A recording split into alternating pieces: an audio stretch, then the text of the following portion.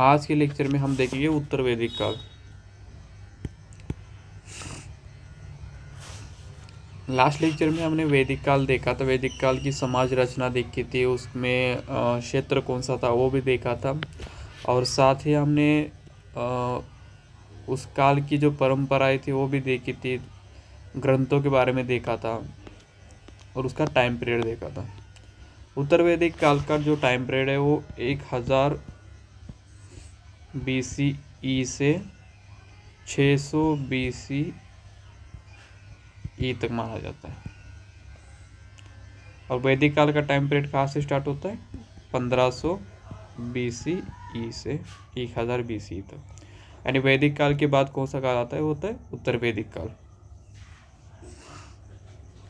उत्तर वैदिक काल भी उसी क्षेत्र में था जो गंगा घाटी या सप्त सिंधु, जो पंजाब का एरिया है वहाँ से लेकर उत्तर प्रदेश बिहार तक गंगा घाटी है, उस एरिया में ये सभ्यता रही थी।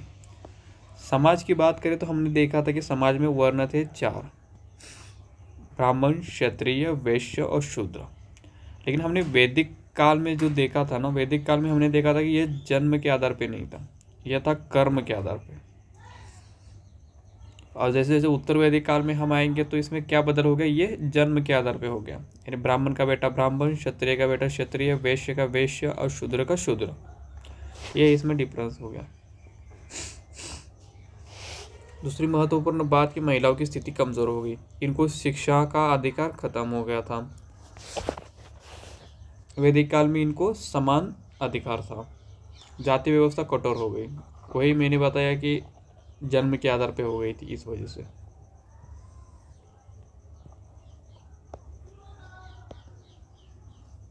राज्य व्यवस्था, राज्य व्यवस्था में क्या हो गया? छोटे राज्य और बड़े राज्यों में विभाजन हो गया, जनपद और महाजनपद। इसके आगे हम वही देखने वाली, महाजनपद, 16 महाजनपद, वो वहीं से शुरुआत हुई थी उसकी। राजा की शक्ति बढ़ गई थी। वैदिक काल में सीमित शक्ति थी राजा के पास, और उत्तर वैदिक काल में शक्ति राजा के पास थी पूरी तरह। यानी पूरी तरह वैदिक काल से उत्तर वैदिक काल पूरी तरह चेंज था, पूरी तरह चेंज हो गया था। यानी पूरी तरह बदलाव आ गया था उन दोनों कालों में। आर्थिक जीवन मुख्यतः कृषि पे डिपेंड था, और पशुपालन भी साथ में चल रहा था, ऐसा नहीं कि पशुपालन भी था साथ में।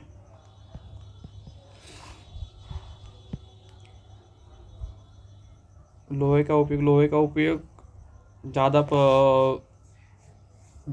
होना शुरू हो गया था, क्योंकि जो हमने देखा था कि लोहे का उपयोग था वो सिंधु घाटी सभ्यता में भी कहाँ देखने को मिला था, कहीं कहीं। और ये तो थोड़ा विकसित हो गया था आगे, व्यापार बढ़ गया था। व्यापार की शुरुआत तो सिंधु घाटी सभ्यता से ही हुई थी। धार्मिक जीवन कैसा था इनका? तो यज्ञ थे, ब्राह्मणों का प्रभाव बढ़ गया था, कर्मकांड बढ़ गया था। हमने वैदिक काल में देखा था कि इसमें बस प्रकृति पूजा थी और इसमें कर्मकांड जुड़ गया था। ऋग्वैदिक काल और उत्तर वैदिक काल में अगर हम देखेंगे तो पूरी तरह चेंज था। एक में वर्ण व्यवस्था जन्म के आधार पे थी, एक में कर्म के आधार पे थी, एक पे जन्म के आधार पे थी। साथ में इसमें रूढ़िवादी कम थी, इसमें ज़्यादा थी। इसमें महिलाओं की स्थिति अच्छी थी, इसमें महिलाओं की स्थिति लगभग खराब हो गई थी। शिक्षा का अधिकार भी लगभग खत्म हो चुका था इसमें।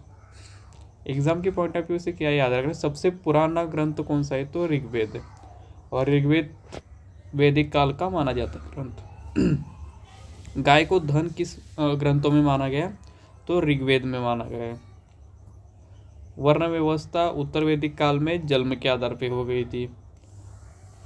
लोहे का उपयोग उत्तर वैदिक काल में सबसे ज़्यादा हो गया था। यही कुछ बात थी उत्तर वैदिक काल की। इसके अगले लेक्चर में हम देखेंगे जैन धर्म, बौद्ध धर्म, और उसके बाद हम महाजनपद पे जाएंगे। आज के वीडियो में इतना ही। Thank you so much.